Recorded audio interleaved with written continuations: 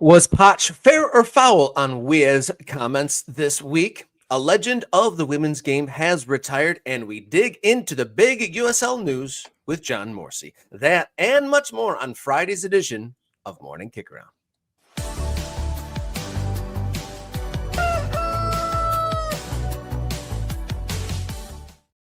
Hello and welcome to the show. You found your way to Morning Kickaround, the show where we dot the map of the ever-expanding and changing American soccer landscape. My name is Robert Kerr, local soccer guy, and to my side, my partner in this, Jason Davis, radio soccer guy, and behind the glass, the virtual glass, we got producer Jenny along with us here on Friday. How are you feeling, good sir? I look good. I'm wearing an Oakland County Football Club shirt sent to me by somebody in Michigan. Not sure exactly who. Just showed up on the doorstep. Also got cards for the show, which is always cool. Makes you feel very professional. If anybody wants a card, find me in real life. I don't know when we're going to be handing these out, Rob, but again, that's like a step in the direction of being a professional person and having a professional business. So, looking good. You were telling me the story that stripes are in now at Oakland County when it used to be more of a hoops situation. So I'm glad to be here wearing the purple colors of Michigan's best amateur soccer club. You are officially now bleeding purple, Jason. Up the That county, as they say. They say what? Up the county? Is that Well, it's up the bleed county? purple is the theme, and then now Yeah. you're going to scream from the top of the bleachers up the county.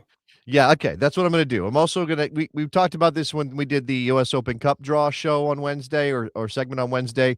I got to get my hands on some local stuff here. Virginia Dream is in the Open Cup. I got to be repping for Virginia Dream, which is very close to me here in Northern Virginia. I see we've got some ultras in the chat already. Shout out to Jeff in Fayetteville, North Carolina, getting ready for is this like the bomb cyclone thing? My kid was asking me, Dad, what's a bomb cyclone? I'm like, I don't know. It's a weather thing. It causes weather to happen, and that's what we've got coming on the East Coast, Rob. I think that's when Weather Channel becomes a publicly traded commodity. They got to come up with new names for things to make it seem exciting. Sure. Shout out to Armando, who's asking for a link to the Discord. I will post that today, Armando. Do not worry. You will be in the Discord by the end of the day. I promise. Billy Bob, John, Phil, Dave. Man, we got I don't know what this. Oh, Barstool we're being compared to Barstool. All right. Shout out to my man Mike Thomas, who's got the emojis working. You can't see it on our screen, but it shows up in the YouTube chat. There is that. So thank you to everybody for supporting the show. If you're not an ultra already, join up. It's a couple bucks a month. Get access to the Discord, get some perks. You get future considerations as we work towards more things happening here on Morning Kickaround. Got a shout out to our brand new members that hopped on board this week. We got Roger, Chris, Armando, Silent Roving Wind, Trash to Splash, Roots to the River, Charles Hall, and Andrew Snow. So can't wait to see you guys all in the Discord server and maybe get to know you a little bit and get to know your real names, but very mysterious. Trash to Splash and Roots in the River. Once more, shout out to Mr. Bob there in New Mexico, hooking us up with $10 super chat. Once again, and I showed you his picture in his lovely book that he handed me in Albuquerque. Shout out, Mr. Bob. Yeah, no doubt, Mr. Bob. Once again coming through for us, much appreciated. And one more note before we get to the show, busy show today. Our marathon show, Kickathon 2026, we officially have set the date. February 18th will be Morning Kickaround's first ever marathon show. 3+ hours of guest games and fun, and perhaps a little bit of fundraising along the way to get us a big 2026. We're talking about being in person. You have those business cards. We want to be out and about in the world, giving those out all over the country, and raising funds will help us get out and about. We've got some lines in the water. By the way, if you know a business or a soccer club or a tourist board or whoever who wants to maybe sponsor and be part of the growth of Morning Kickaround, tell them to reach out.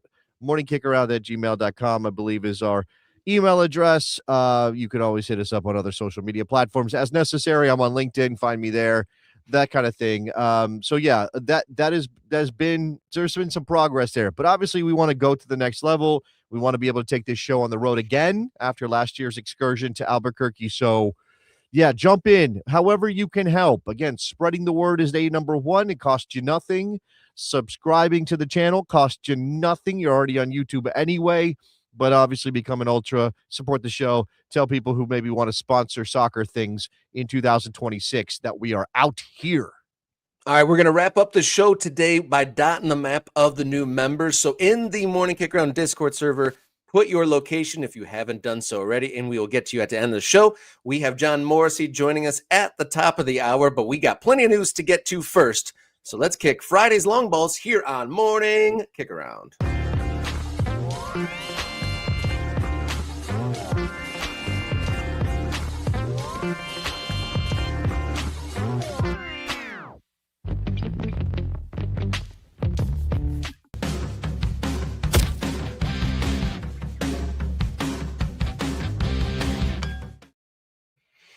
All right, leading the show off here. My name is Robert. He is Jason. This is Morning Kick Around.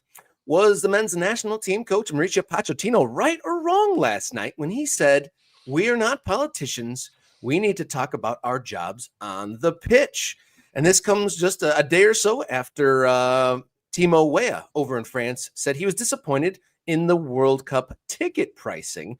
So, and this is also not too long after Timo Weah was, propped up behind the president in a mixed topic political environment. And at that point, he says, "I just want to play football, man." So was coach a little bit fair or foul when talking about Timo Weah's comments? Well, let's first actually say what Mauricio Pochettino said. Now, I said this to Rob this morning, okay, just so you guys know how my brain works when it comes to stuff like this. And then I talk about soccer every day of my life.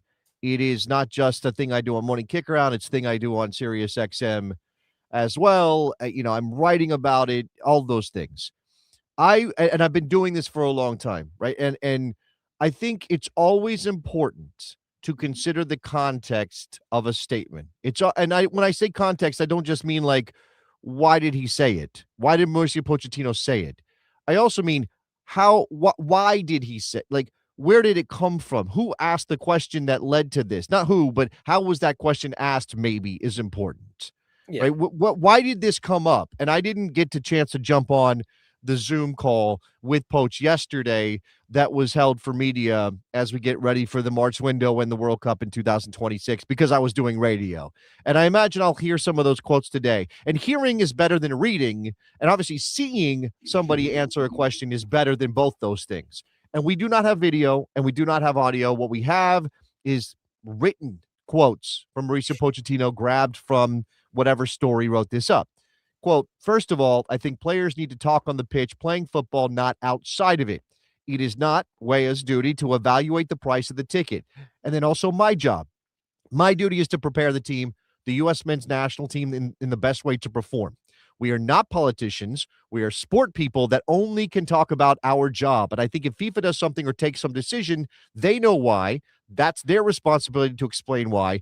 But it is not about us to provide our opinion. Our responsibility is to perform, play, and perform on the pitch. And then the people that is in charge of the federation, maybe he can give his opinion, but I am the head coach of the federation." Now, I see a couple things happening here. One, Mauricio Pochettino's uncomfortable with anything outside of his particular purview, which he's being paid a lot of money by U.S. Soccer to do, right? And he's certainly a person who maybe understands, I can't really criticize FIFA because FIFA's connected to U.S. Soccer and U.S. Soccer is my employer. I think he is uncomfortable with this. I don't know if he has any particular stance on ticket prices or any of the politics that are happening in the United States of America. But I think this is very clearly, hey, I don't really want to talk about this, right? I'm upset you asked me this question, right? That's the thing I get here. He doesn't want people to ask him this question to begin with. He thinks that is outside the bounds of what he is prepared to talk about. I also think it's fair to ask Mauricio Pochettino about this after one of his players said something. I also think it's fair for Tim Weah to be able to express his opinion. I don't like the idea that we're all locked down to our little bubble and we can't say, we can't talk about things that maybe bother us. And for whatever it is, I mean, Tim Weah is a soccer player that his job is to go play soccer, but he is playing a game that is connected to those ticket prices, right? Again, I don't know. This is a good point from the chat. Is it political? Now, everything is politics, Rob. Everything is like I'm a Unitarian or universal theory person when it comes to politics. Everything is when you put your trash cans out versus when your neighbors put their trash cans out is politics on some level. Okay, but we don't have to get into that. This what Poach is doing though is clearly trying to draw a line between soccer things and like on the field things and things off the field. And I think it's a fool's errand. I don't think he's going to be able to do that. And of course, this is all pressing upon the team and the federation. And it's not just about ticket prices, which is the nominal reason for this to come up. It's also about everything else that's swirling around that you and I don't really need to get into right now.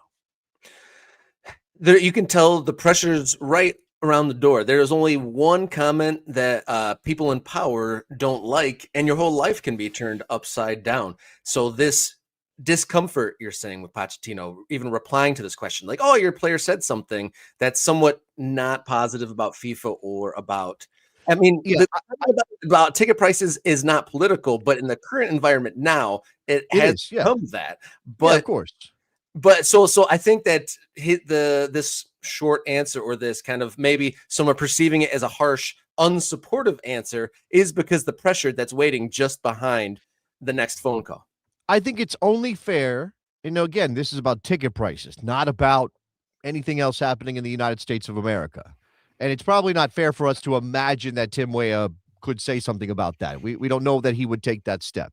But you pointed out that he was part of the props, right? He was part of the people that had to be there with the current administration, with the president of the United States, who for a lot of people in this country right now is a symbol of some things, right? Good or bad, I'll let you decide, but he's a symbol. And if Tim Weah isn't either on board with those things or doesn't even really want to be connected at all, even if it's like, oh, I agree with what's happening or I agree with the president, you are putting him in a position where now he doesn't have a choice. So how is it fair for you to say, well, actually he should shut up, when in a different environment he decides to say something again about how fans access the sport that he plays?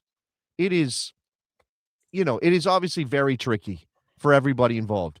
But the seal was already broken the minute US Soccer decided to do anything that connected their product on the field, their national team that's playing in a World Cup on home soil, with the administration of the President of the United States of America. Right? I mean, Pochettino can be upset by it, and it seems to me that he's more expressing frustration over this being in all of those things, being involved, him having to deal with it, because, again, his job is to get the best out of the national team. He probably resents it, right? That's what this is. Yeah, there's a lot to chew on, and we're in the situation where soccer World Cup in this moment in this country right now, it's very blurry. Like you said, the cat's out of the bag, so to speak, with the government and the team being intrinsically linked right now, and it is a tough situation to be in. Like what you said, Timo Weah was kind of used as a prop a couple months ago when he was still with Juventus, and at that point, he said, I just want to play football. Like at that point, he was like, I don't have anything to say about those other topics. It was a political conversation and he stuck out of it. But he just saying that he's disappointed in price in the prices seems like very innocuous at the base. Like that yeah. feels like if he had said something about, again, the policies of the current government of the United States of America, that is much more directly political and perhaps much more problematic for the federation to deal with and for Pochettino. But, this is a little bit like, and again, I don't think Pochettino should have gotten riled up about a conversation around ticket prices, but it's a little bit like if your brother or maybe your kid does something and it reflects on you and you resent the fact that you have to deal with it. It's like, I didn't do that. They did. They made that choice. Why am I having to answer for it? But of course, that's how this works. Those relationships are there. And so, yeah, Pochettino needs to find a better way. The right thing for him to do is to find a better way to deal with these questions when they come up. And as I think it was, who was it earlier? It was Eric who said the best thing for him to do is to say that Tim Weah is entitled to express his opinion. Yeah. He didn't say like they're corrupt and the blood's on their hands or anything crazy like that. He didn't go off on a limb, really. No, he just expressed frustration over the ticket prices. So Pochettino can say, "Well, Tim Weah's got his opinion.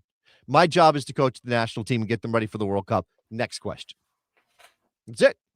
Yeah, that's all it really had to be. And we'll see how this all plays out, and the pressure on these comments and the questions that are going to be posed to the coaches and the players is only going to get ratcheted up as we approach the It World is Cup. worth mentioning, right? And I don't, Pochettino's not old enough to really have a distinct memory of the '78 World Cup. I mean, how old is Pochettino? A little bit older than me. Would have been a small child. Maybe he does. Maybe he has some memory. But there are lots of people who will tell you that '78 World Cup, while there was a junta in charge of Argentina, was not the best political environment. So maybe there's a reflection of that. Maybe Pochettino with a home World Cup in the United States, you think about Argentina hosting a World Cup back in '78 and some of the, there's even people who say Argentina won that tournament because of the junta, right? Because of the pressure that was on the soccer from a political realm. So And there's been in the comment section some insinuation of something similar here about that. But that would, you feel like, making things happen for Argentina back then compared to making things happen for the USA now would be a bit of a different prospect. But let's move on before we get ourselves in too much trouble. Let's get to our next topic here, Morning Kicker.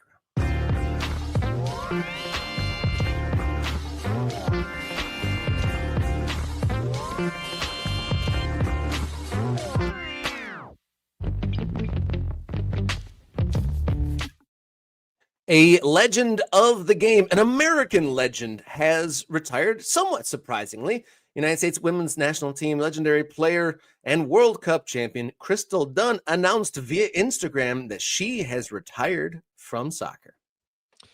yeah, this is it's upsetting on one level because I'm a huge fan of Crystal Dunst as a player. She was an incredible, incredible player. She's only 33, and you imagine that if she really, really wanted to, Rob, she could probably squeeze a couple more years into her career and maybe accomplish a couple more things. But of course, players get to the end when they get to the end, and she's somebody who has a fairly young family and clearly is feeling like she wants to be able to focus more on that, and there's no reason to criticize something like that. But so we are now left with just kind of taking stock of who Crystal Dunn was on the field and what she accomplished while wearing the shirt of the U.S. women's national team in particular. But you can see it there. This is her resume.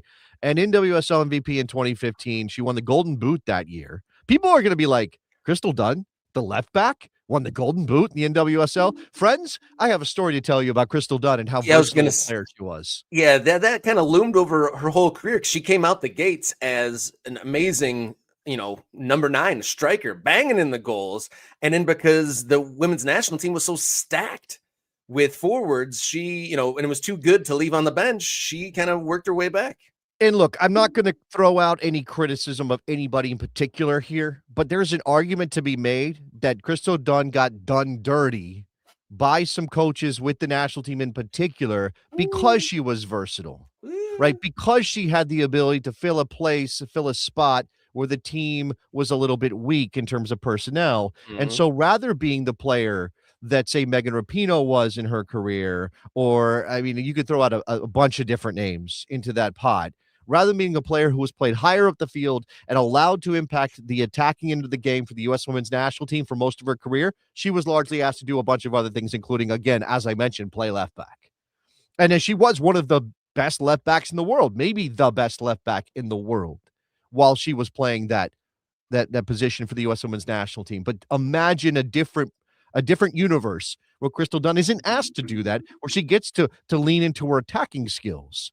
And man, that could have been incredible. Nevertheless, for me, and I have to think about this. I mean, I'm a big Landon Donovan fan. You certainly have to put Christian Pulisic in the mix. You can go talk about players like Michelle Akers, and you can talk about all the great players that have come through the U.S. women's national team over the years. But Crystal Dunn's top 5 American soccer player all time, Yeah. period, regardless of gender. For me, top 5, and I don't think that should be a controversial opinion.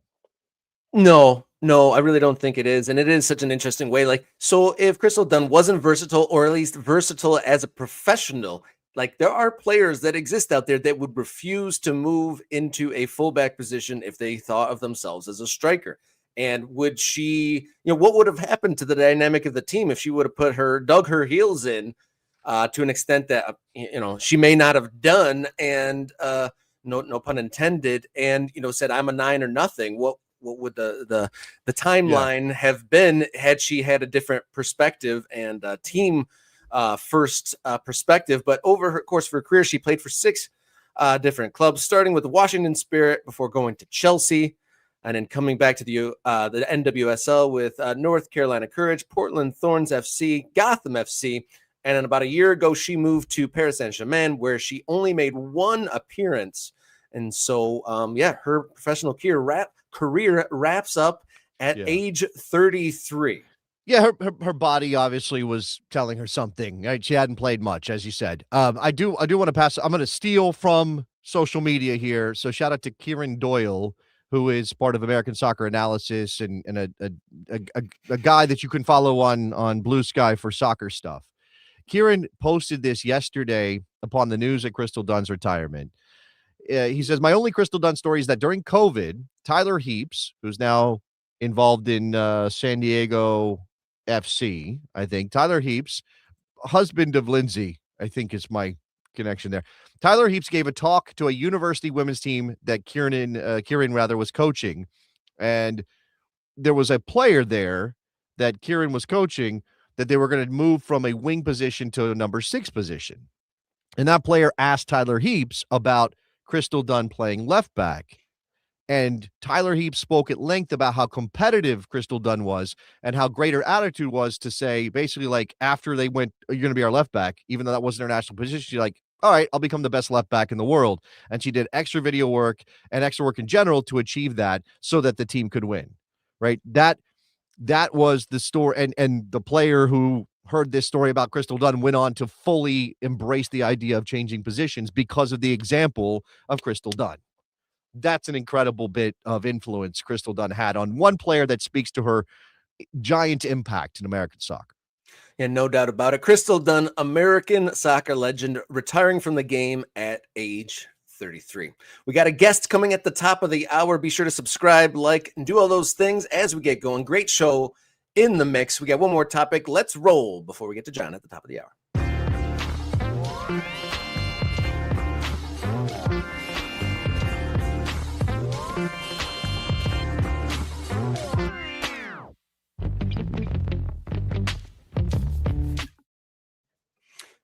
Major League Soccer's broadcast on Apple TV might be seeing a little bit of cutbacks this year, per some reporting in The Guardian, per Pablo Maurer. It looks like about a good amount of Spanish broadcasts, some broadcasts being shipped overseas for their production, and then some of the post-game production is also being cut. So big changes are coming to MLS Season Pass, per reporting in The Guardian. Yeah, I think the big headline takeaways from Pablo's piece are the cutbacks to the Spanish language broadcast group, which ultimately amounts to about a quarter of the personnel being cut. They're going to go to some solo calls in Espanol. So there won't be a team. There'll be one individual doing the play-by-play. That they're going to stop putting their talent on camera during their MLS wrap-up show. That is going to be a different version. Sources said the league no longer plans to produce a Spanish language version of MLS 360, which is the whip around show, because again, MLS and Apple decided we're going to jam all of our games into these few time slots, right? 7:30 local time kickoffs for everybody on a Saturday. And then we'll do a whip around show on Apple TV Season Pass that is obviously an English one and a Spanish one. And that's how people will consume. I do think there's this idea, right, that soccer fans, very much like the rest of society, have turned into short attention span people that can't actually sit down and watch a 90-minute game or don't want to, or that if you are talking MLS, you're talking about most of the people who would sit down to watch a 90-minute game being the same people who would go to the stadium when their team is playing at home, right? So you might have some people on the away side watching a specific game because their team is playing away, but you don't have a ton of people that are like, oh, I'm going to sit and watch one game. So you package your product so that you have broadcasts of every game because you need that. But then you also just go, here, let's jump to this place and let's jump to that other place and let's jump to a third place. Now, MLS is big. You got 15 games on a given weekend, but you don't have 15 games at the same time. And obviously, the stakes from week to week aren't all that high during the regular season. So I think that's a tough sell. But this is obviously just sort of a revamp and obviously a recognition of some things. It's distressing, right? Just from a what do I want the league to present to me? It's distressing. I am a Spanish speaker, not a great one. So I was engaged with the Spanish language content on MLS Season Pass. Might also find some of the English language people annoying. But I chose Spanish because it helped me with my Spanish, and now I'm gonna have less of that, Rob.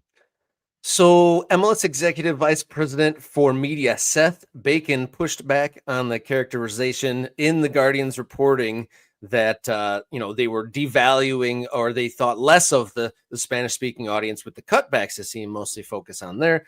And there's a little bit of corporate speak in here with consideration in response to fan feedback. We're evolving our Spanish language program to better reflect how our audience engages with the game. Our Spanish language coverage will focus on what fans value most in shoulder programming, high energy, live broadcasts from the stadium that bring them closer to the action through pre- and post-game shows.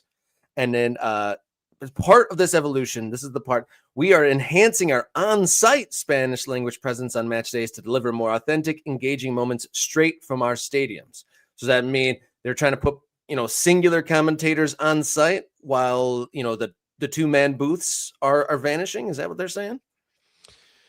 Yeah, I mean, there's some good and some bad here. I don't quite. I mean, everything is probably based on their internal numbers on what they're seeing in terms of viewership, but also just on a desire to cut cost. And as mentioned in Pablo's piece, remember that Apple kind of revamped the deal. The original agreement ran through 2032, but late last year, the league announced the relationship would be ending in 2029. And as part of that agreement, Apple agreed to pay $107.5 million for the short season that's going before the calendar switch in 2027, and then $275 million for the 2027-28 and 2028-29 seasons. I mean, everybody is readjusting here. Now, if you want to use this or you want to see this as some massive failure on the part of Major League Soccer, you're absolutely entitled to do that. I mean, it's not like this has been a massive hit. And MLS Season Pass sold, so many subscriptions that Apple sees incredible value here. I think everybody is sort of trying to figure out what the new media landscape looks like when it comes to sports, trying to figure out how to position their product. If you're not already established as a significant property, and MLS has been trying to do this for obviously 30 years, it's really tough to suddenly come in and like make a new market for your product. So I guess there is that. The part about outsourcing some of the production to England, Yeah. Seth kind of, again, made sure to say, well, we're working on some of the problems that might come with that. I'm going to reserve judgment on that. I mean, as a general American soccer guy, I don't love jobs going away from American soccer. Right? Right. We need Americans to know how to do these things because obviously the best possible future is that we're all involved in it. We're all doing it, that we have a cultural understanding of how to do soccer. And if you outsource your broadcast to London, we're not building that infrastructure here. Yeah, we'll have to maybe dig in on that. What technical things could go awry, because there's some anonymous sourcing here saying this might be a complete disaster, and some sort of doomsaying from an anonymous source about the production moving overseas. And perhaps we'll have to dig into that farther and then wait and see of what the production quality is once we start watching that with our own eyes. We have our guest John Morsey to talk USL. Lots of news there on the USL front. But before we get to him, we want to remind you guys that we've set a date. Morning Kick-Arounds Kickathon 2026. Our first marathon endeavor is February 18th. We got about 2.5 weeks to pack our schedule full of guests and games and a little bit of fundraising too. So mark that on your calendars to join us February 18th for Kickathon 2026. Thank you to Mr. Bob and all those who have donated to the show and have become members recently. If you haven't already, be a subscriber, hit that button for free. Think about becoming a member for just a couple dollaroos, or at the very least, tell your friend, send the link, tell them these guys are talking American soccer. All right, let's come right back in just a minute with today's hot topic with John Morrissey.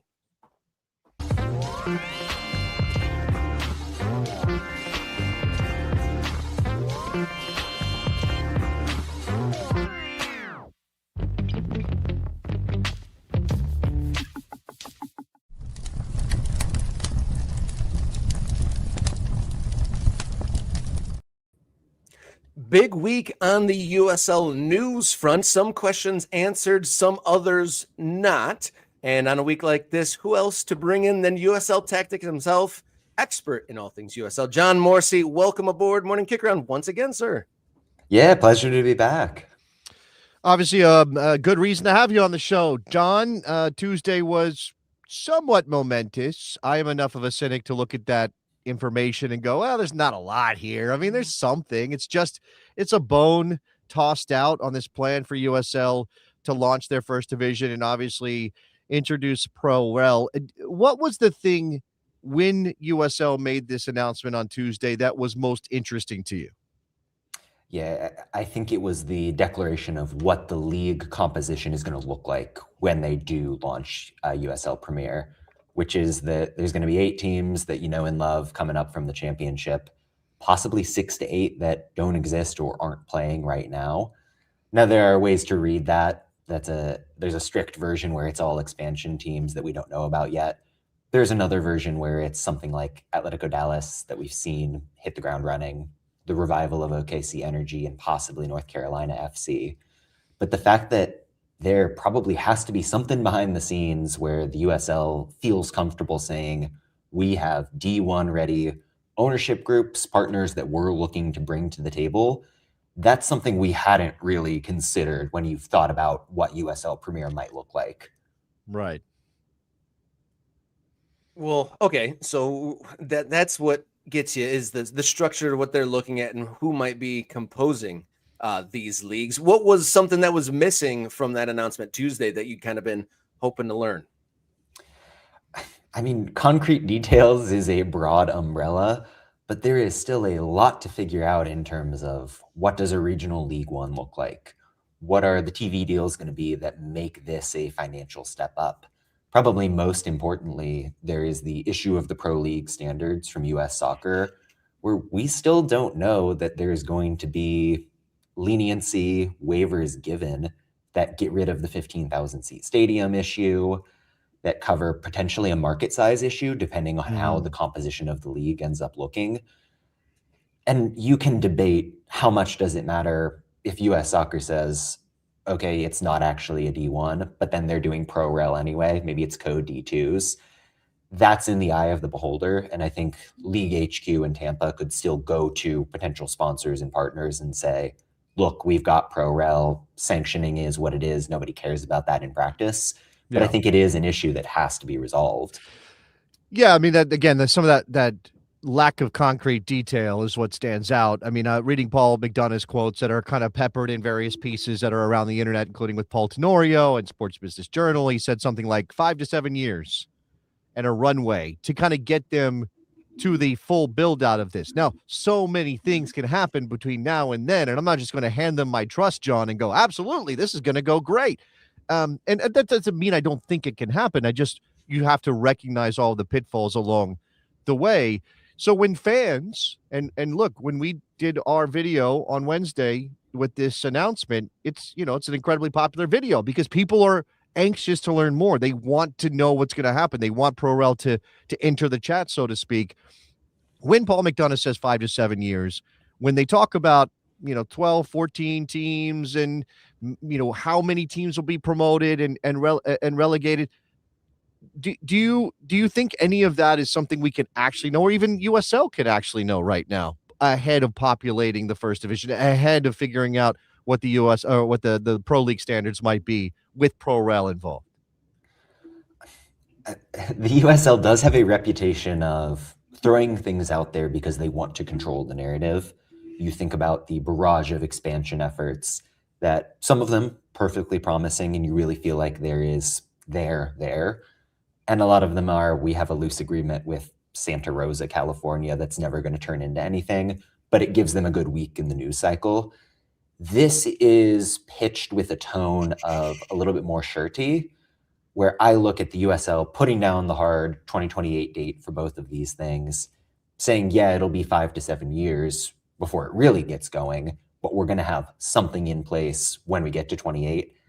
I think that is a meaningful line of demarcation. I think bringing Tony Scholes in to be the guy who's running this is probably a statement of intent as well. There's a lot to determine.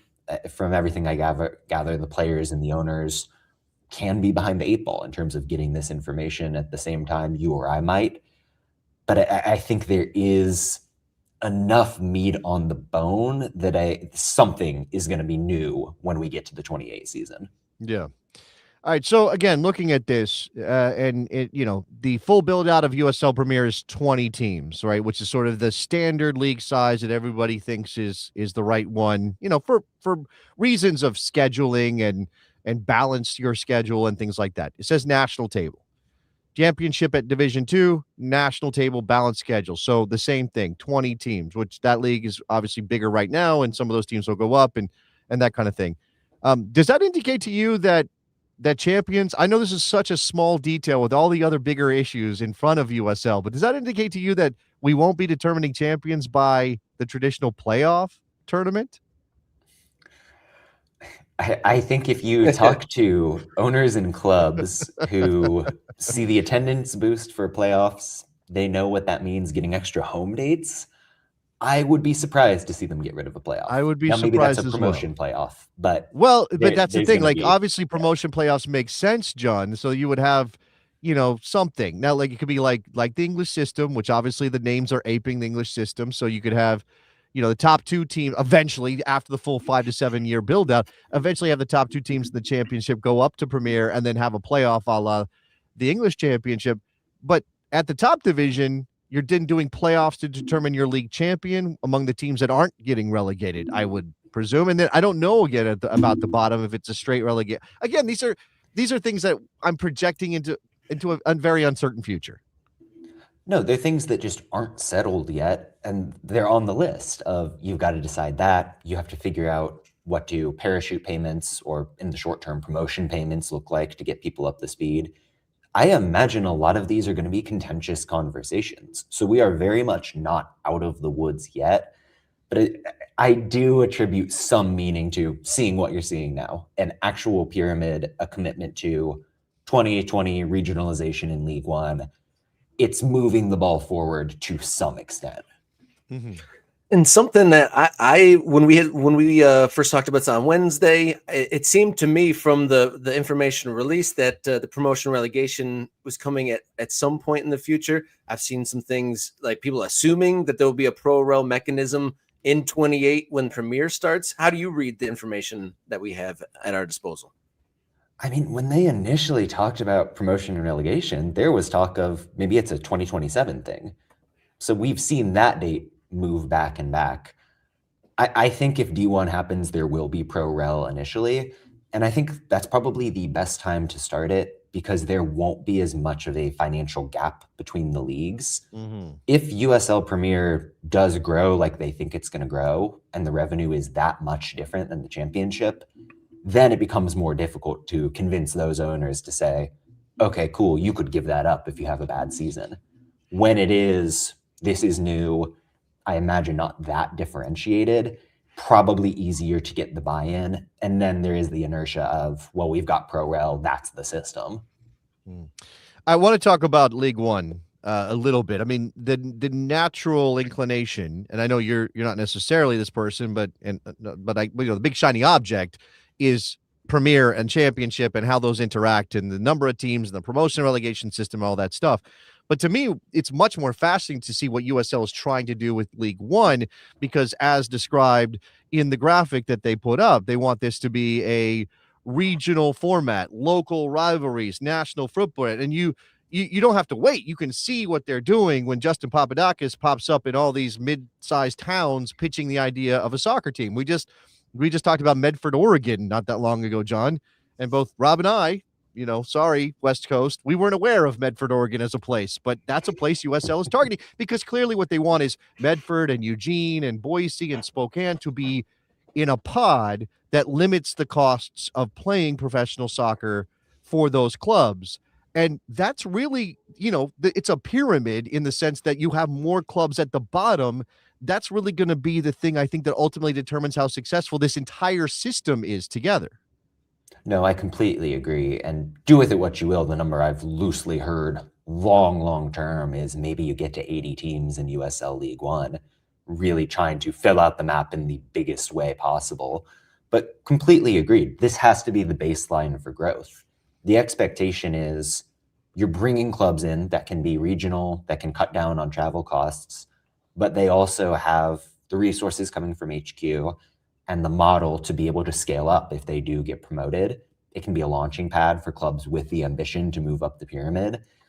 At best, it should be an incubator for grassroots soccer, getting the youth involved. Everything that the USL talks about as being the mission has to start in League One. Yeah, definitely couldn't agree with you more. And it was kind of interesting how they put it here as they definitely stamped League One as the regional league of the future, but that also opens the door for like seemingly limitless amounts of expansion. Do you think that this is a positive thing that they were? I mean, I'm glad that they're centering it on regionalization, because it seems obvious when we dig into League One, but does that get into the dangerous territory of just trying to make up cities with teams? John kind of mentioned it, so let me just, because I want John to respond. But I think obviously the idea is you populate maybe 80 teams, as John says he's heard, but you have, John, the trick is to, as you said, have those teams in a position where they can move up a level and not have it be too big of a leap when you suddenly are having to fly across the country rather than playing regional matches. Yeah, it needs to be gradual, and there has to be a thorough vetting process. Frankly, as we sit here in 2026, we are not out of the woods with USL League One, letting groups into the league that probably aren't up to par, and maybe they'll get there, maybe they trust that they'll get there. That can't be the model going forward. I'm not going to say it's going to be at 100% hit rate. Nothing ever is. That's just reality. Well, I guess the question for me there, John, I'm sorry to interrupt you, is how much grace, how accepting should we be of the failures in that regard? Because as we said, we talk about dotting the map, and I'm kind of for this. Again, I want this to be ambitious. I want this to be, the only way it seems to work is if you are really giving everybody an opportunity to get involved. But there are going to be some black eyes along the way. So how do we process those? It's taking smart risks. If somebody comes to you and the business plan makes sense, they've got the resources, and you really think that's legitimate, go for it.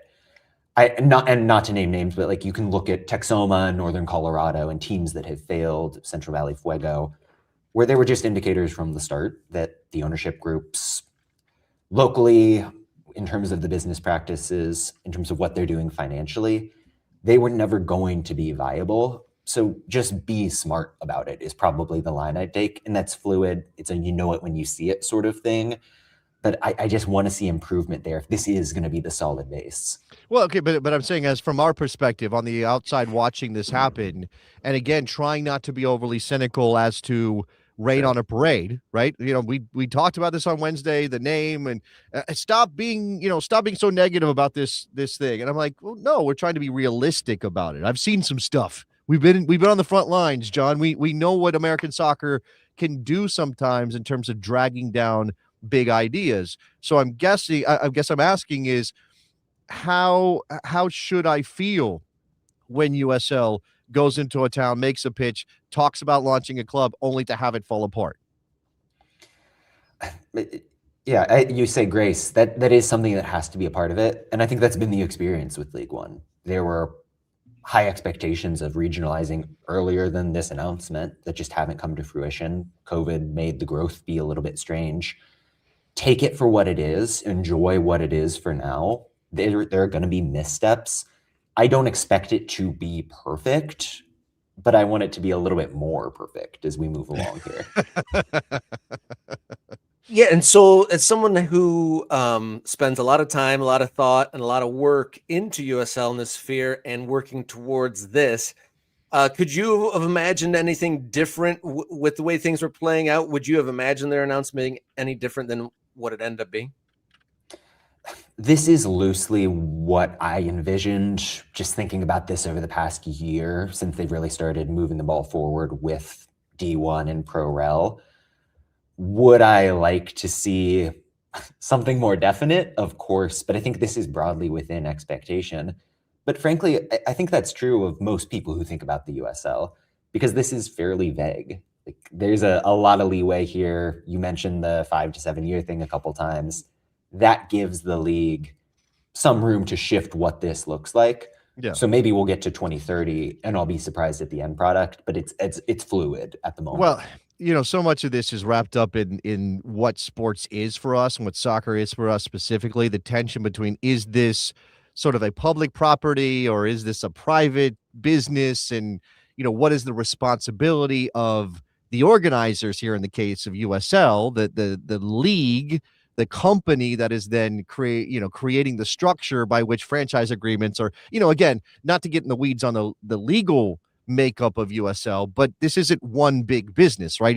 Individual clubs are individual clubs, and they're choosing to participate, and they're paying USL. And a lot's been made about the fact that the money doesn't trickle down and all of those things, John. But that tension between, is it a public thing or is it a private concern? What do they owe us in terms of information, right? So, you know, this is a trickle. As you said, they're known for wanting to control the narrative. Do fans get to demand more? Should fans be saying, hey, why don't you tell us every team that's under consideration for Division One? Because this is going to matter to me as a fan when my club is either there or not. And hopefully you don't have fans turning their back on their club because they're not D1, but they may want to know what the future of their team is in 2 years, but certainly in 5 or 7 years. I think that is important because it's at the core of what makes the USL different, or at least the pitch of why they're saying that. When you go D1, whether you're trying to or not, you're competing with MLS. And the criticism of MLS is that it's corporate, it's distant, and the USL lets you be close to the players and feel that sense of community. Part of that is transparency. You should be able to know where things are going, have that connection to the way that the league and the clubs are run. If that changes, what's the sales pitch? What makes the USL different? What makes it nothing more than just a way for venture investors to get involved? I think that would be my concern, and it underpins what you're saying here of you've got to take this a certain direction to make sure that the core of the USL remains. And you want fans of new clubs to feel like, hey, this is something I can actually give myself over to because it isn't going to drop off the face of the earth or crash and burn or whatever the thing that ultimately would turn off a fan, because that's the story of American soccer, is that we try something big, we fail at it, and then we have to spend years remediating the turf, the land, the ground on which that thing happened. No, absolutely. I think about Memphis all the time, where that team died overnight. You're getting Memphis FC this season coming in League Two. It's a sales pitch to the fans who really felt burnt by that. And you don't want that to be the case across the country if the USL tries and fails. Yeah. So plenty to digest here with all this USL news. D1 Championship and the regionalized League One. Just a quick note before we let you go. League One now up to 18 teams. Speculation: how many will there be in League One next year? Boy, I would just tell you 24, and that is based on very little to no information on the inside. But they're going rapid with this thing, and these teams are going for 1 year or less a lot of the time. So I'll be bold and say, 24. A bold prediction from John Morrissey, and there's a whole lot more to unpack because obviously there's new teams in League One and new seasons ahead for the championships. So a lot more to come from you in your coverage of USL, no doubt. But we're looking down the line here today, years into the future. A pro-rel system coming to USL. Will it be success? Will it not? Kudos to USL for grand plans, at the very least, trying to get a square peg in a round hole. Will they do it? Follow John Morsey, USL Tactics, across social media platforms, and he'll give you the day-to-day update just about on everything. John is everywhere. There. John's all over the place doing a lot of things. He's a little bit like me in that way. So go find John wherever he exists. All right. Thank you very much, John. And I look forward to having you on in the future to talk more things USL. Thank you, guys. All right, guys. Thank you for your comments in that segment, and hit a lot of notes and definitely a lot more topics when it comes to USL still to cover. But we got one more segment to go. We're going to dot the map, get your location in the thread, and we're going to come right back, wrap it all up this week, dot the map with our members here on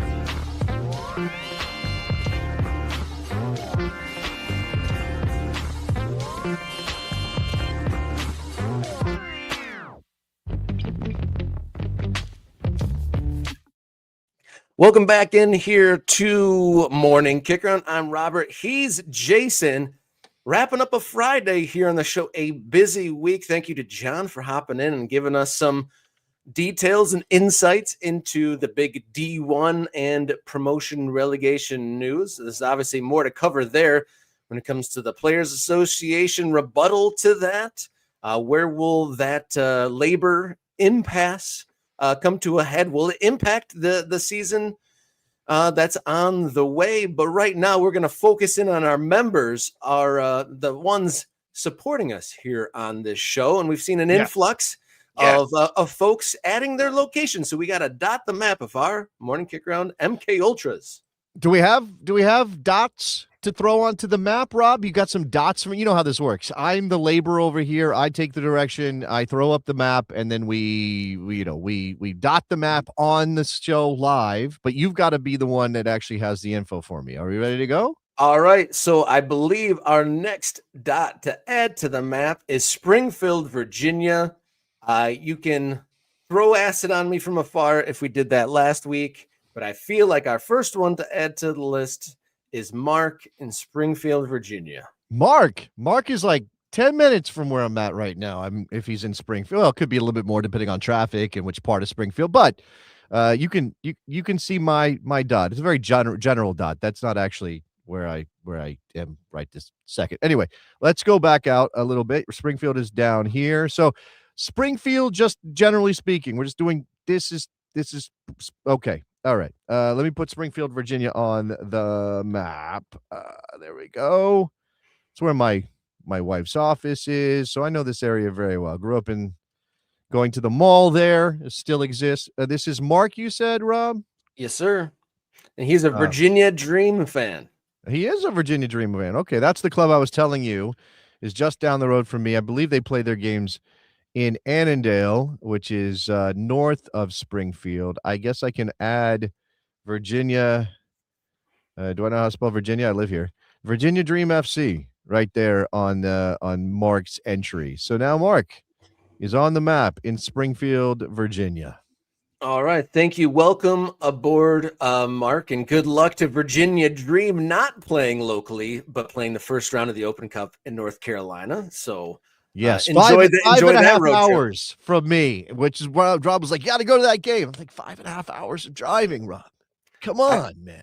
I got out over my skis. I got a little excited to peer pressure you into going to your local soccer team. But moving on to our dot the map of our MK Ultras, I think it's $4.99 a month. It gets you a membership to the channel, priority access to content, bonus content, the Discord server, of course, and comments on screen during live shows. We have Franck Letonk in Gainesville, Virginia. Gainesville. Wow, we're staying local here. Gainesville, Virginia. Not exactly around the corner, but not too far from here. So VA's getting repped. Okay, let me add Franck. How spell that for me? F. I mean, I don't know if this is just a screen handle or if this is his full given name, but Franck, Franck, O with the squigglies over the top, NK. Oh, squigglies. Oh, I don't know how to do the squigglies. So it's going to be like this. All right. Do we have a club for Franck or no? Loudon United and DC United. Loudon United out up there in Loudoun County, Virginia. Loudon, not county. Loudon United, and you said DC United as well. All right, makes sense. There you go. DC United and Loudon United for Franck. Yes. Thank you, Frank, for becoming a member of the channel. I'm scrolling through here. Some guys adding some non-map dots here, and that might be us all up to date from the folks that put their I know there's some people cities in here. who have asked for adjustments to their dot. We can try to do that here live. It's a little messy, or we can maybe come back and do that later. I know some people want their team names. Maybe some people want to adjust their handles. We did have an issue last week where I put a dot in Amherst, Massachusetts that belonged in Amherst, Ohio. We have fixed that issue, so no concerns there anymore. Any other business to do when it comes to the map? Since we have some moments here, I'd like to read some intros some folks put in. There's some people introduce themselves in the Discord if we want to get a little bit of their soccer stuff. So we got Phil Talk Sports, and Phil's coming in as a Orlando City and AC Milan fan. He's also a PA announcer for Current FC out of Smyrna Beach, Florida. This summer will be rebranding as Shark Coast FC and moving to USL 2. So welcome aboard, Phil Talk Sports, and good luck with the rebrand to a Shark Coast. Exciting. That is, there are some coasts, Florida, for all of the things people say about Florida. There are some coasts down it. They got some great. They got Shark Coast. They got Space Coast. I think there's some other like fancy coasts. Like, is there a Gold Coast, or is that wrong? I don't. There's Gold some other coast. Gold Coast is in Chicago. That's a neighborhood. I don't know if there's a team. Oh, there's probably lots of Gold Coasts in the world. I just didn't know Florida had their own Gold Coast. Yeah, that's this whole coast here is the what coast? The Shark Coast. Yep. Shark. Okay. Coast. All right. And down, I'm not sure where where's Space. Oh, that's gonna be Cape Canaveral. Will be Space Coast down in this area, right? This would be the Space Coast area. Yeah, it was in that. I think it was in that. Was that Rock Ledge area? I feel like it was in that area Chris on says the mainland. There are 13 different coasts in Florida. 13. All right, and the Gold Coast is the Miami area, according to American Groundhopper. See, I know there was a Gold Coast. Is there a Silver Coast? No, probably not. That's weird. Nobody puts silver on their coast. All right. Anyway, my dad lives in Florida. He lives whatever they call the Panama Beach, Pensacola area, I guess. Or where's Panama Beach? Definitely the Pensacola area. So whatever coast that is, probably just the Redneck Riviera Coast, I think. Yeah, I wasn't gonna say it, but you went ahead and did it.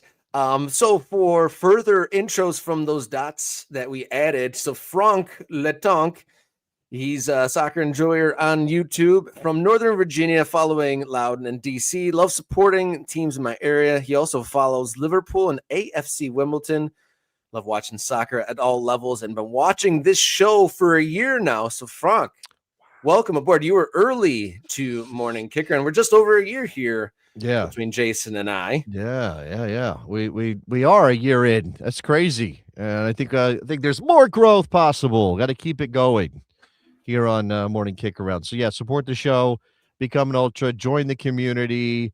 If you are one of those people that maybe watches the show and picked up a guest subscription, a guest membership when we've had some of those handed out, I think some people just don't remember to convert, or maybe they need a little bit more love in order to convert to an actual membership of their own where they're paying.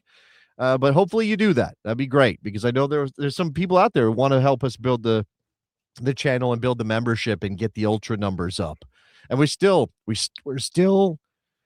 doing nothing in Texas, which is just absolutely insane to me. Yeah, we need to boost those numbers up. I feel like the Wolf of Wall Street scene. We got to boost those numbers up. Those are beginners numbers. We got to get those numbers up, Texas. Let's go.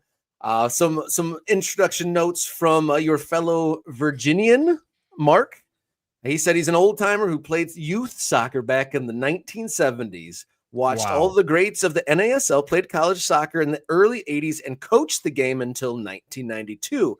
He had an A license back then, and I was really into the game, but I've mostly been an observer since then, except for 3 years in the 2010s when I tried coaching youth soccer for about 3 years. I really like morning kickaround because you folks have figured out that transforming the pro game to a grassroots up system is how you become a great soccer nation. Nobody That's reports on great. that process better than morning kickaround. I'm probably not going to post much here, but I wanted to mention you and appreciate your work. So thank you so much, Mark. Thank you Virginia. very much. Kind words. Thank you very much. That's great from Mark. I am still fascinated by the coasts of Florida.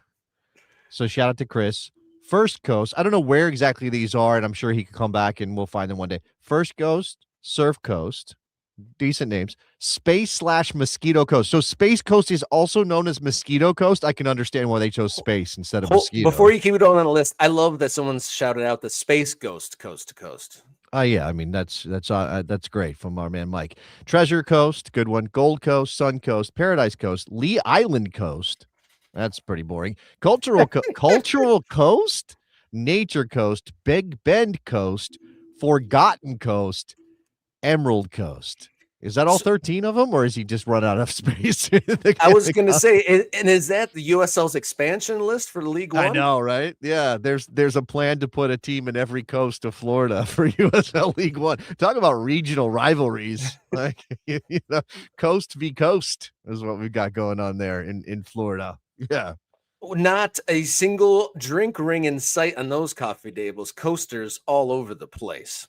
One more introduction there. Todd Leesenby. He's a communications media director at the League for Clubs, and he's been following the show more closely over the last year or so and loves seeing and hearing all the meaningful discussions everyone's having about this sport we love so much. I'm admittedly not a Discord expert, but Ben Rohde insists I check this out. 43 years old and live in Moore, Oklahoma, just south of OKC. Played the other form of football in high school and college. My dad's a basketball coach for 45 years. Sports and history have always been his passions, but soccer is his adult onset passion. that's great. Yeah, love the bios. Love hearing from people. Love hearing from people who are working in soccer. I mean, again, this is why we have a channel on the Discord for ultras building clubs, because we've got a lot of people that are directly involved, whether it's in youth soccer, certainly, but even in local high amateur stuff. And obviously League for Clubs is building out something there with the amateur clubs and the plan for semi-pro and all that stuff. So and you guys can teach us stuff, right? You guys can give us information that we wouldn't otherwise have. And I'm not talking about like inside scoops and stuff. I just mean helping us all understand. And Rob and I have plans here, if we can carve out the time, to make some things to help people understand what's going on in American soccer. I mean, today was great with John Morrissey on the USL plans. I know we want to do little primers on each one of those amateur leagues, that the alphabet soup thing of NPSL and UPSL, and obviously League for Clubs is now part of that, and Midwest Premier League, and all of these various leagues that are trying their best to create the organic structures that people, we need to get to a place that we have the map dotted with clubs that can then connect, play, represent their community, serve the public interest in that way, if I can go high-minded, but also then hopefully grow into things that can play in professional leagues one day, or just continue to move up the pyramid, such as it is in the United States. As you're saying that, one of our most ardent supporters, Chris Knowlton, gifting 5 morning kick around memberships. So if anyone's in here watching live right now, be sure to gobble that up. Thank you so much, Chris, for being a supporter of the show. Thank you for gifting those memberships, and welcome. Even if you haven't chimed into the Discord yet or haven't been able to access just yet and you're watching, thank you so much for supporting us here. And we really are trying to build up to have the best 2026 possible. And, talk about all the stories in United States soccer, dotting the map of the American soccer landscape. Yeah. More, some outlets cover it here and there, but we are really trying to cover it from top to bottom, bottom to top, and doing the most we can to dot the map of the landscape. And then bring all the people along with us into this new era of American soccer that we seem to be transitioning to, or at least attempting to get to. We'll see how this whole pro rail plan and the regionalization between the amateur leagues, and we'll see how the next few years pan out. And I'm glad you guys are along with us, supporting us. And we're not the only ones that are curious about this and want to flesh out these conversations and have a different kind of American soccer conversation. All right. So I think, and I see there are a couple people who didn't understand how to get the membership. So you might have missed out. My apologies to Andrew, who might have missed out on Chris throwing out some gift memberships. But we've got Regino, we've got Jojo, we've got Ant, Thomas, and Bernard, who picked up those gift memberships from Chris. So as mentioned earlier in the show, got to get a new Discord link that will be posted to the YouTube channel.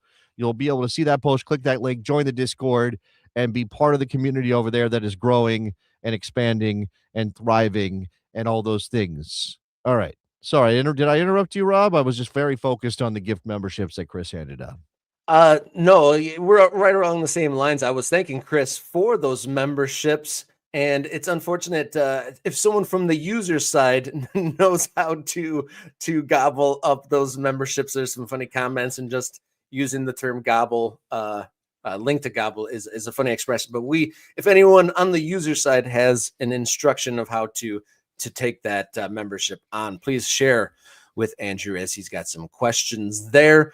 Next week, look ahead to next week. We're going to talk probably about USL 2's alignment. There's a new division in Texas, and some teams got shuffled around with some USL 2 sides going pro. Maybe we can flesh out that conversation about how it might be a new frontier about teams making the jump from amateur to professional. And be sure to check out the latest edition of Countdown to Kickoff with AC Boise. That should be publishing soon. You can go back into Wednesday's live show if you want to see that right after this program. Yeah, I think, by the way, I mean, I mentioned this earlier, like, hey, please help us spread the word. The only way that we get new people to know about Morning Kick Around is through you guys helping us disseminate that we are out here, because we are, we're not spending money on advertising. We're not pushing on YouTube that way. We're not doing Facebook ads or whatever. What's the current thinking on? Anyway, it doesn't matter. We're not doing any of those things. So it requires a little bit of help from you guys to go out and, post. If there's a segment that we post as an individual video that then you want to share on a message board you're part of, or in a group chat or whatever, obviously Reddit's a great place for things like that. I think we do pop up on a fairly regular basis at the USL subreddit, which is nice to see. Maybe the interview with John today will get out there. I think the countdown to kickoff for the clubs that we're following, I think those things are interesting to people, whether you're a Boise fan or not, whether you're a Cosmos fan or not, whether you're an Atletico Dallas or a Dallas soccer person or not. Following those stories will be great. Oh, look, five more, Rob. Your man Luke. Big Luke Zagorski, thank you so much. One of our ardent supporters, and has been a pop-in guest for you when you've been out of town as well. So Luke Zagorski, ardent supporter. Do we need to get a higher tier of membership, like Map Legends, Ultra Legends? What's higher than an Ultra? Capo? Yeah. Capos? Ooh, I don't know. Do we? That might get serious. That might be a little too serious, right? Luke does not want Cincinnati fans to get those gift memberships. So if you are a Cincinnati fan, get one, and then just don't tell anybody that you're a Cincinnati fan, because Luke will not be happy with you. So I see those have been gobbled as well. Christopher Sonny, King Coheed, Front Row Views, and Tricky Turnip. That's hard to say. Tricky Turnip have gotten those memberships. Posting the Discord link. I just posted the Discord link. It'll be in a post that members only can see on the YouTube channel. All right, Rob, what else? One of our latest videos posted was talking about the matchups of the U.S. Open Cup first round, headlined by Vermont Green versus Portland Hearts of Pine. And I just want to acknowledge a comment from earlier in the show, the great docuseries following Portland Hearts of Pine. Apparently you and this show are featured in one of their trailers. Yeah, I didn't know about this until somebody mentioned it in the chat. It would probably not be the best way to go about this for me to try to pull this up while we're on the air. So I guess I'm gonna have to go watch this after the fact to find out exactly how we or me or whatever appear in this video. But shout out, that is That is very cool. We need to probably come back around to Portland. I know we threw out the idea of going to Portland to do a broadcast to cover. Now, again, we're in a position as a business, as a show, where there are bills that come with that trip that we got to make money, or we got to bring money in to do that. We got to find a way to fund it, or we have to have a title sponsor or something like that. So we'll work on those things. We can't just snap our fingers and make it happen, but I would love to go to Portland. Never been to Maine, Rob. Never been up there. No, I've never. Did I tell you I've never, other than the Florida Atlantic coast, of all the coasts listed, I don't think I saw Atlantic coast listed in all those. But the only time I've ever been to the East Coast is Florida, so I don't think that really fits the bill there. So if we were to go to Portland, that would be my first trip out there. Think about it this way, people. Like, the more ultras we get, the more money we bring in, the maybe sponsors jumping on. If you're, again, in a position to sponsor, or nobody knows somebody who might, the better we can do to open up the mind of one Robert Kerr and show him more of the world and expand his horizons. I mean, I'm not like a world traveler, so I'm kind of, I'm in the same boat a little bit, but yeah. Yeah, I've been to select places. I've been to the West Coast many times. I've been to the European continent many times. I've been to Australia, but not the East Coast of the United States. And hopefully we can change that. That's so Some funny. jokes. So funny to me. I've been to Australia, but I haven't been to the East Coast of the United States. That is so. when we started this show, I never claimed to be a normal person, Jason. Boston, New York, Philadelphia, Baltimore, DC, Atlanta. Even have you been to Atlanta? That's not East Coast necessarily. You haven't even been to Atlanta. I've driven through it. I've driven through it on the way to Florida. Okay. You've driven through. That counts, kind of. You've driven through several states on your way to Florida. You just haven't done the Eastern Corridor, like I-95 up north of Georgia. Okay, all right. We'll see if 2026 changes the dots of my own personal map of travel. We'll see. And part of that whole, process is February 18th is the morning kick around Kickathon 2026. We'll have lots of great guests, games, and some fundraising to kind of set the platform for what we will be able to undertake as a show. We wouldn't need any extra partners. In theory, if that goes really well and we could just lean on the viewership and the fans and maybe a little bit of generosity and get a little bit to lean on, so that we could make a trip or two to get out to these places. And really, we're trying to platform and shine a light on in as many places and cities and football fans and lovers as possible. And then being there face to face really, can't be replaced. I mean, we're doing our best from afar, but we'd love to be there in front of you guys. Something else I want to mention before I forget and we get out of here, and I posted this in the Discord for all of the ultras. A friend of the show, a guy that you might know from Total Soccer Show if you listen to that podcast, which is incredible and been doing it for years. Graham Riven is involved in a new fantasy soccer app. It's called Fantasy United. UTD is how they're shortening United. You can find it in the App Store. Graham has created a morning kick around MLS fantasy league. Now, not everybody, all the ultras are MLS people, maybe not even fantasy people, but we do have a league. So go and show your support of the show by popping up over there, where it costs you nothing, so that we look good. Make us look good by becoming a member of competing in the morning kick around MLS fantasy league. Fantasy United.